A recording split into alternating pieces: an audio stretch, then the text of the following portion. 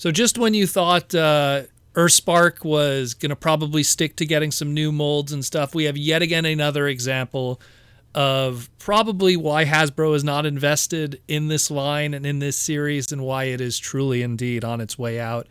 And we have yet again another, I have to say Hasbro definitely loves this mold in a lot of ways. So we got the Optimus Prime Battle Base.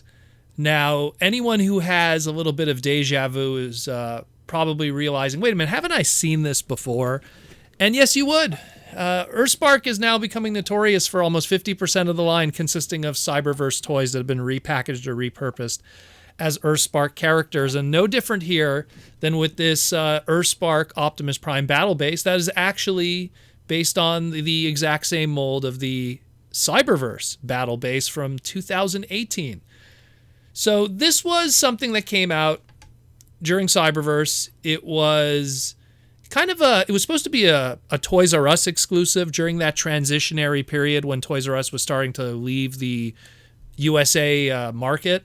And they took the Warrior class Optimus Prime toy that already existed in a singular kind of price point within Cyberverse, and then gave it this pretty cool, trailer-based transformation thing. And I'll be honest with you, I'll be straight up, it's a pretty cool accessory. As someone who owns it, I think it's actually probably one of the better trailers that we've gotten in a while, and it's quite affordable.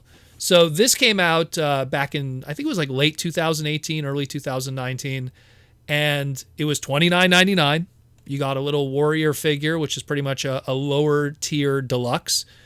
And you got this pretty cool trailer that had like flip out guns and this, rotating turret that you could put your Scout class figures on, this cool little computer readout and all kinds of little stuff. It was this nice little cute little base for your deluxe class figures in a lot of ways.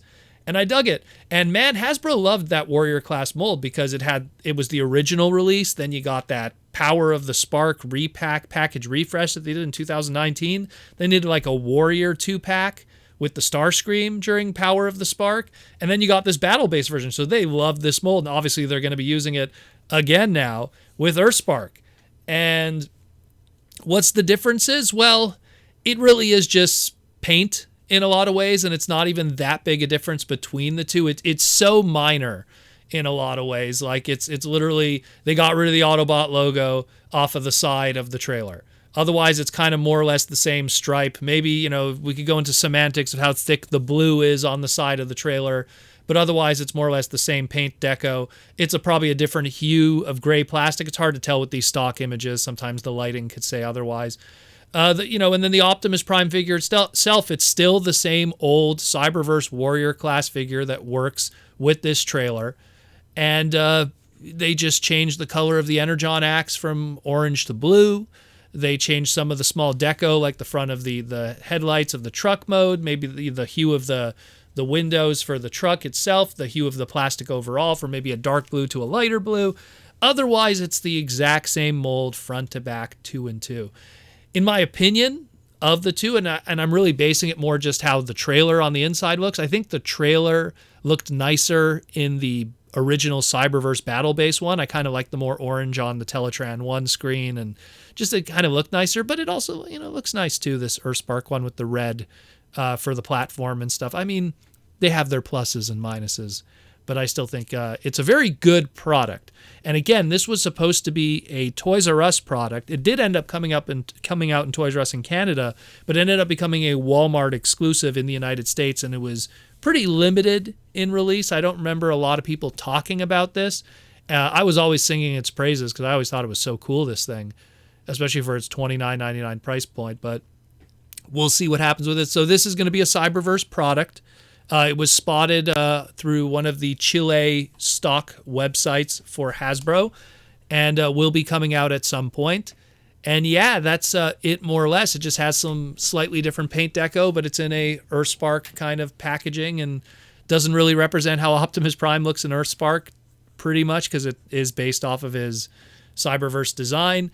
And unfortunately, you can't use other Optimus Prime toys to pull this trailer, because how that trailer was designed was it actually doesn't even have a trailer hitch. What it is the feet of that Warrior class Cyberverse toy were so pronounced that they almost kind of hooked the front of the trailer. And so the trailer was sculpted in a way that just kind of got pulled by those feet. So if you used, your Warrior class Optimus figure from Earthspark or like the other ones, or even your deluxe class, it won't really work with this, unfortunately. It is kind of just made for this sculpt. But I do suggest kind of picking it up because it's still a pretty wicked trailer. Although I don't know what the cost is going to be, because when I bought this in 2018, 2019, it was $29.99 in that pre-Big V / inflation world that we don't live in anymore. Now we live in the crazy inflation world. So I'm assuming this is going to be like a $35 to $40 item, if anything. But I still think it's a cool trailer.